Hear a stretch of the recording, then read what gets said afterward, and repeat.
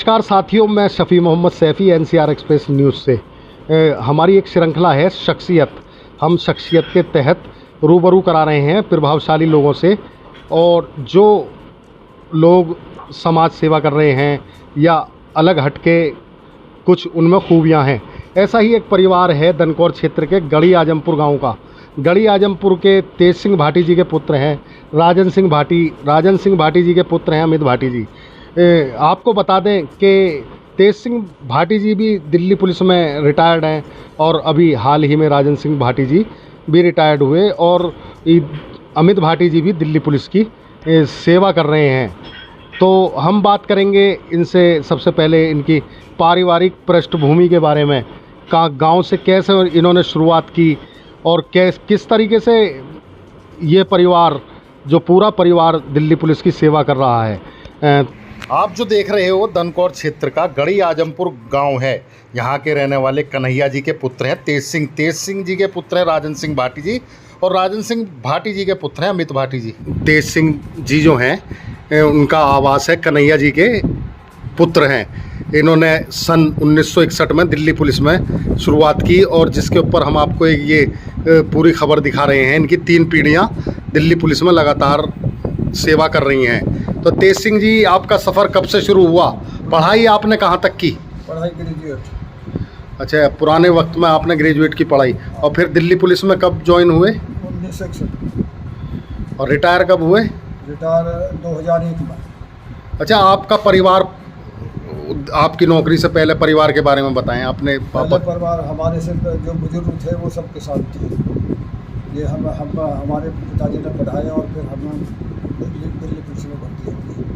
अच्छा, दिल्ली पुलिस में ही, दिल्ली पुलिस के बारे में क्यों सोचा आपने? ये दिल्ली पुलिस ऐसा था, हमारे साथ के जो लड़के थे वो दिल्ली पुलिस में लगे थे। उन्होंने ये कहा कि भाई आपको भी दिल्ली पुलिस में लगवा देते हैं, बच्चों को लगवा दो। उन्होंने फिर मेरे को दिल्ली पुलिस में लगवा दिया। हमारे साथ मौजूद हैं राजन सिंह भाटी जी। राजन जी, आपका स्वागत है हमारे यहाँ एनसीआर एक्सप्रेस न्यूज़ में। धन्यवाद जी। तो आपका सफ़र कैसे शुरू हुआ? हालांकि आपके पिताजी जो थे वो पहले से ही दिल्ली पुलिस में सेवा कर रहे थे। जी। तो आप सबसे पहले तो अपने परिवार के बारे में बताएं।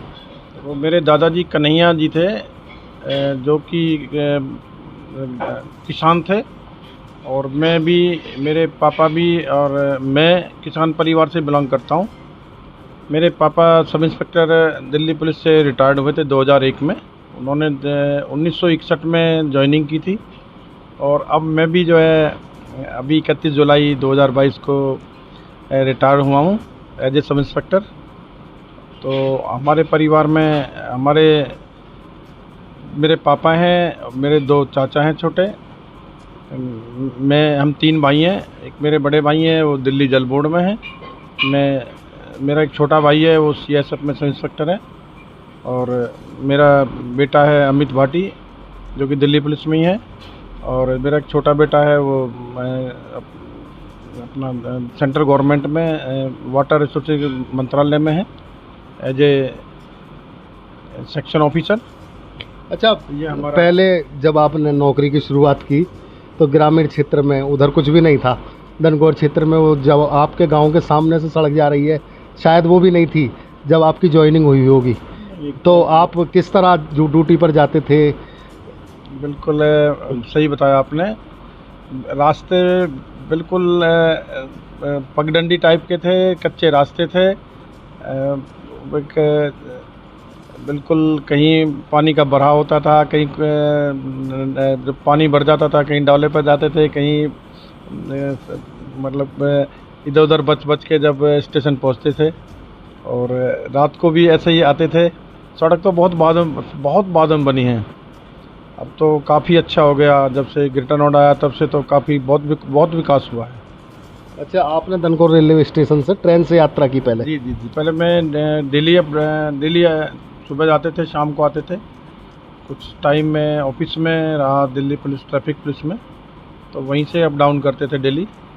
1991 से मैं भजनपुरा पुलिस कॉलोनी, थाने के पास ही पुलिस कॉलोनी भजनपुरा है। फिर मैंने वहाँ पे अपना सरकारी क्वार्टर अलॉट कराया, और फिर वहीं पे मैं अपने फैमिली के साथ फिर वहीं पे शिफ्ट हो गया। और 91 से अब मई 2022 तक बच्चों के साथ वहीं रहा, वहीं बच्चों की शिक्षा दीक्षा वहीं कराई। हमारे साथ इसी परिवार से जुड़े हैं युवा हैं अमित भाटी जी, दिल्ली पुलिस में कार्यरत हैं और तेज सिंह जी के पोते हैं, और इनके पिताजी भी आप बराबर में बैठे हैं जो अभी रिटायर हुए हैं। अमित भाटी जी एक तरीके से समाज सेवी भी हैं। बहुत बड़ा मिशन चला रखा है इन्होंने दिल्ली पुलिस में नौकरी करने के साथ साथ। ये एक ग्राम पाठशाला टीम से जुड़े हैं, उसके टॉप 10 लोगों में शामिल हैं अमित भाटी जी, और इन्होंने एक अलग जगह रखी है। गांव-गांव जाकर, क्षेत्रों में जाकर ये लोगों को जागरूक कर रहे हैं शिक्षा के प्रति। तो अमित भाटी जी, आपका स्वागत है हमारे एनसीआर एक्सप्रेस न्यूज़ में। और आप अपने बारे में बताएं, एक ग्रामीण क्षेत्र की प्रतिभा हो आप दिल्ली पुलिस में काम कर रहे हो, उसके बावजूद एक इतना बड़ा काम, इतना बड़ा मिशन आपने छेड़ रखा है, ग्राम पाठशाला, जो एक बहुत बड़ा मिशन है, और उसी के तहत गांव-गांव लाइब्रेरी खोली जा रही हैं। तो अमित भाटी जी, आप पहले ये बताएं कि आप किससे प्रेरित हुए दिल्ली पुलिस में जाने की, आपको कैसे लगन लगी, आपने कैसे सोचा मैं दिल्ली पुलिस की नौकरी करूं, और फिर समाज सेवा, दोनों चीज़ों के बारे में बताएं अमित भाटी जी। सबसे पहले तो सैफी भाई आपका बहुत बहुत धन्यवाद कि आपने हमें मौका दिया और इस लायक समझा। देखिए, सबसे पहले मुझे प्रेरणा मेरे दादाजी से मिली, जिन्होंने 1961 में 1961 में दिल्ली पुलिस ज्वाइन की, और बड़ी मेहनत से, बड़ी लगन से, हम बचपन से उन्हें यूनिफॉर्म में देखते थे। और फिर मेरे पापा ने 1982 में दिल्ली पुलिस ज्वाइन की, और अपने कार्य को बड़ी मेहनत और लगन से किया, और निरंतर वो अपने कार्य को बड़ी भांति अच्छे से करते थे, और अपनी परिवार को भी समय दिया करते थे। तो हमें उनसे प्रेरणा मिली कि देखिए कि देश सेवा कैसे करनी है और पब्लिक की सेवा कैसे करनी है। तो उसके बाद जैसे ही मैंने 2006 में मैंने 12th क्लियर की, तो तभी मेरी एज 18 साल हुई, और मैं 2007 में ही मेरा सिलेक्शन हो गया था, फर्स्ट चांस में ही। और 2018 में मैं ट्रेनिंग पे चला गया था, और ऐसे ही आगे बढ़ते हुए अभी भी मेरी जॉब 14 ईयर प्लस हो चुकी है, और निरंतर मैं भी अपने दादाजी और पापा जी के नक्शे कदम पे आगे बढ़ते हुए अपनी सेवा निरंतर दिल्ली पुलिस में दे रहा हूँ और लोगों की सेवा कर रहा हूँ। अच्छा अमित जी, मैंने आपको देखा क्षेत्र में, ग्रामीण क्षेत्रों में जाता हूँ मैं, आपके साथ में कई गांवों में रहा, सड़कपुर, गढ़ी, आजमपुर और कई गांवों में गया। ग्राम पाठशाला खोली गई हैं जगह जगह, बांजरपुर भी गया था। तो आपका बड़ा महत्वपूर्ण रोल है। तो आपके दिमाग में ये एक आइडिया एक तरीके से, क्योंकि अब कुछ ये जो टीम थी पहले इतनी एक्टिव नहीं थी, लेकिन ग्राम पाठशाला टीम आज बहुत अच्छा काम कर रही है, बहुत ही क्षेत्र में समाज हित में काम कर रही है ग्राम पाठशाला टीम। तो उसके आप सदस्य हैं, तो आपको ऐसा क्यों लगा कि इस समाज को जागृत किया जाए, लाइब्रेरियां बनाई जाएं? आपने खोली भी है लाइब्रेरी, गढ़ी आजमपुर में आपने एक महिलाओं के लिए लाइब्रेरी खोली है, लड़कियों के लिए। देखिए सैफी भाई, मैं आज से 32 साल पहले अपने गांव से बाहर निकलकर मेरे फादर पूरे परिवार को, हमारी शिक्षा के लिए हम सभी को यहाँ से अपना गांव से शहर लेके गए थे। 32 साल गांव में हमारा आना जाना रहा, कभी होली दिवाली थी, शादी ब्याह, बट वो कंटिन्यूएशन नहीं बन पाया। तो अपना मैं सोशल मीडिया के माध्यम से मैंने देखा कि एक ग्राम पाठशाला टीम है जो गांव-गांव में ये लाइब्रेरी ओपन कर रही है और गांव के युवाओं के एक शिक्षा के लिए एक अलग जगह रही है और उनके लिए मेहनत कर रही है। तो मैंने सोशल मीडिया के माध्यम से टीम के सदस्यों से संपर्क किया और उनसे निवेदन किया कि आप भी मेरे गांव में आएँ और मेरे गांव के युवाओं को और गांव के निवासियों को इसके बारे में लाभ बताएं और जागरूक करें। अब ये सब आगे मुहिम बढ़ती चलेगी। उन्होंने हमें समय दिया, वो हमारे गांव में आए और मेरे गांव के सभी बड़े बुज़ुर्ग और युवा उस मीटिंग में उपस्थित थे। सभी को जब उन्होंने इस लाइब्रेरी के फ़ायदे बताए, क्योंकि एक सामाजिक संगठन है जो निस्वार्थ भाव से ये कार्य कर रहा है, उसके बाद मेरे गाँव के लोगों ने अपनी ज़िम्मेदारी समझा और मुझे भी अपना दायित्व और अपनी ज़िम्मेदारी याद आई कि देखिए मैं बाहर रहकर अपने लिए तो सब कुछ कर रहा हूँ, अपने परिवार के लिए कर रहा हूँ, पर मेरी एक ज़िम्मेदारी अपने गाँव को भी संवारना है, अपने गाँव के युवाओं के लिए भी कुछ करना है। फिर मैंने जो है सिर्फ अपनी टीम ग्राम पाठशाला की ही वजह से मुझे मेरा गाँव दोबारा से मेरी ज़िम्मेदारी याद दिलाने में सबसे बड़ा अहम रोल टीम ग्राम पाठशाला का है। और टीम ग्राम पाठशाला की एक खूबी मैं आपको बताऊँ, उसमें ना तो कोई अध्यक्ष है ना कोई उपाध्यक्ष है, उसमें हर सारे सदस्य सब एक ही श्रेणी पे है, ना कोई पहले नंबर पे है, ना कोई 20वें नंबर पे है, ना कोई 10वें नंबर पे है, और सभी का समान अधिकार है। सभी लोग निस्वार्थ भाव से गांव-गांव जाकर मोटिवेशनल का काम करते हैं और सबसे बड़ी खूबी यह है कि वो लोग ना 1 रुपया देते हैं ना लेते हैं, सिर्फ अपने जो छुट्टी का समय होता है सैटरडे संडे, उसमें जाते हैं गांव वालों के जो भी उनको बुलाता है और गांव-गांव जाकर लोगों को जागरूक करने का कार्य करते हैं। अच्छा अमित जी, आपका यंग जनरेशन के लिए क्या मैसेज है? देखिए, मेरा यंग जनरेशन के लिए और ख़ासकर जहाँ भी डेवलपिंग एरिया होता है, विकासशील जो इलाका होता है, जैसे कि खासकर हमारा ग्रेटर नोएडा की मैं बात करूँ, ग्रेटर नोएडा में किसानों की ज़मीन को गवर्नमेंट एक्वायर कर रही है। यहाँ पे इंडस्ट्रीज़ बड़े बड़े जो है अपना रेजिडेंशियल और अपना हाउसिंग और मतलब अपना बड़े बड़े जैसे एप्पल पार्क बन रहा है, अपना मेडिकल पार्क बन रहा है, बड़ी बड़ी कंपनीज़ हमारे यहाँ आ रही हैं।